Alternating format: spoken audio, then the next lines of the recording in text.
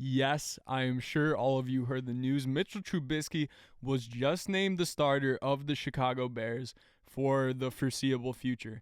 And although Nick Foles did not technically win the quarterback battle, he still has an opportunity to win the quarterback war as this competition is far from over. Hello everybody, this is Austin with the Bear Necessities Podcast. And today I'm going to be breaking down my thoughts on Mitchell Trubisky being named the starting quarterback for the Chicago Bears, and also what exactly made Matt Nagy choose Mitchell Trubisky over Nick Foles. Now, I know some of you guys are going to be really excited to have Mitchell Trubisky as the Bears starting quarterback, but a lot of you are also going to be upset, as I'm sure you wanted Nick Foles. It's kind of an even split between Bears fans, but don't worry. If you're Trubisky fans, guess what? You're going to see him week one. And if you're Foles fans, this quarterback competition is far from over. So to begin, Mitchell Trubisky, why did they choose him as a starting quarterback? We broke down this thought process a little bit in our previous video where we actually predicted Mitchell Trubisky to become the starter of the Chicago Bears.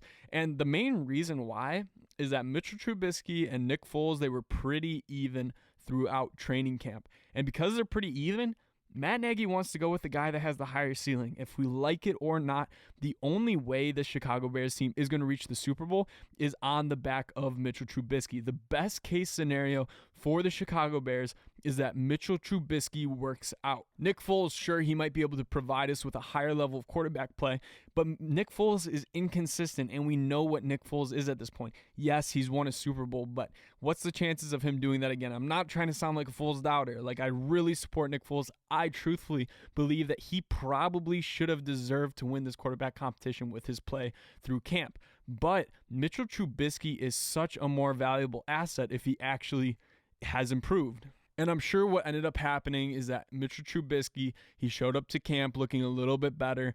He made improvements in the leadership category. He made some improvements with his technique. He was looking better. I'm sure he was looking better because otherwise Nick Foles would have stole the job from him if he was playing the same as he was last year. So Matt Nagy, what does he do? He gives Mitchell Trubisky the opportunity to show if he can actually transform these improvements from the practice field to an actual game situation. Now, will Mitchell Trubisky actually translate this improvements to the football field? Will we see him improve in areas that he desperately needs to? I don't know, and I don't think Matt Nagy does either.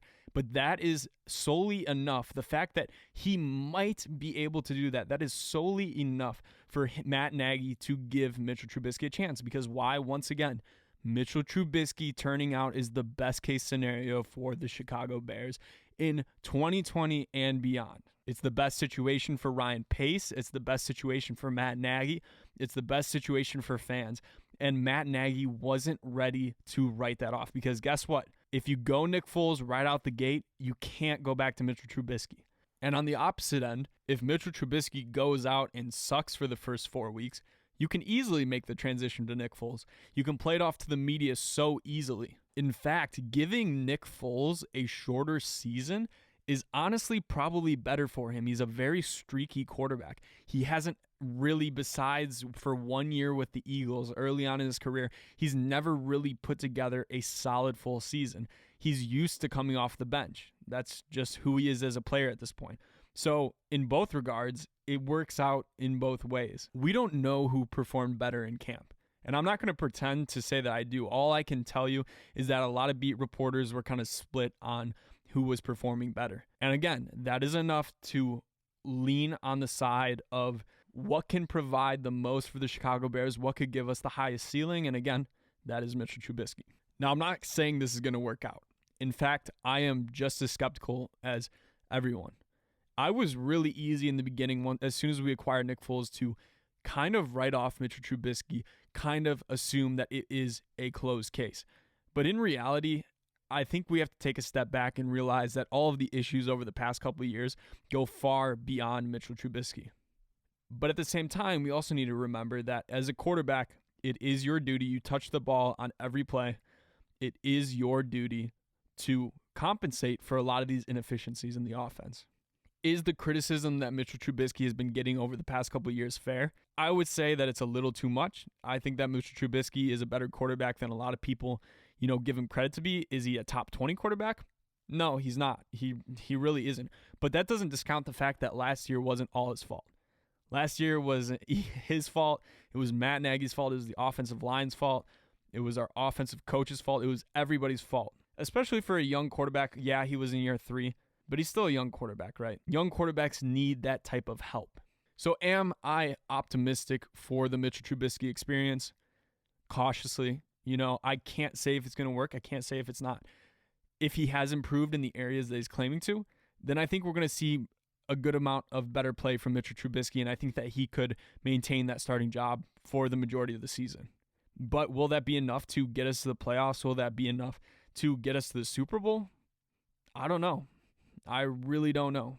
But what I can say is that Mitchell Trubisky won't be comfortable this year. Every single practice, he's going to be peering over his shoulder, looking at Nick Foles with the second-team offense, seeing how he's doing every single day. When he's doing poor, that's going to stick into his mind.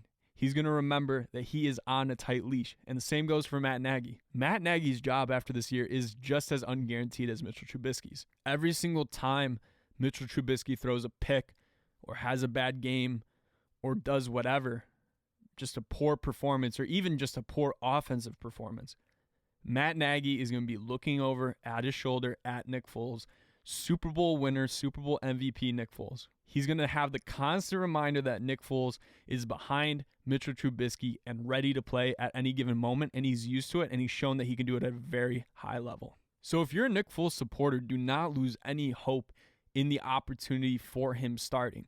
Again, Mitchell Trubisky, he may have quote-unquote won the battle, but there is still an entire war that is going to take place over this entire season. Mitchell Trubisky is going to have to consistently validate his play. He's going to have to consistently prove the doubters wrong. And if he even loosens up a little bit, if he even takes his foot off the gas, even in the slightest, that could be it. It could be one game. It could be one quarter. I don't know. I really don't know how strict Matt Nagy is going to be, but it sounds like he wants to be pretty strict. Beyond that, Nick Foles was kind of giving a disadvantage here.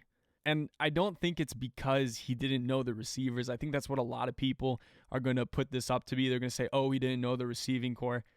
Oh, he doesn't have the experience with them that Mitchell Trubisky has. Yeah, for maybe Allen Robinson and Anthony Miller and some of these backup guys. But honestly, I think it's a little overblown. Yes, shortened off season, you can say that. But at the same time, with how much scheme knowledge Nick Foles has, which I'm sure is far beyond that of Mitchell Trubisky's, how much knowledge Nick Foles has on understanding and diagnosing NFL defenses, how much experience Nick Foles has in the playoffs, in the Super Bowl, I cannot say that the receivers or the continuity there is any sort of reason for why he is not starting.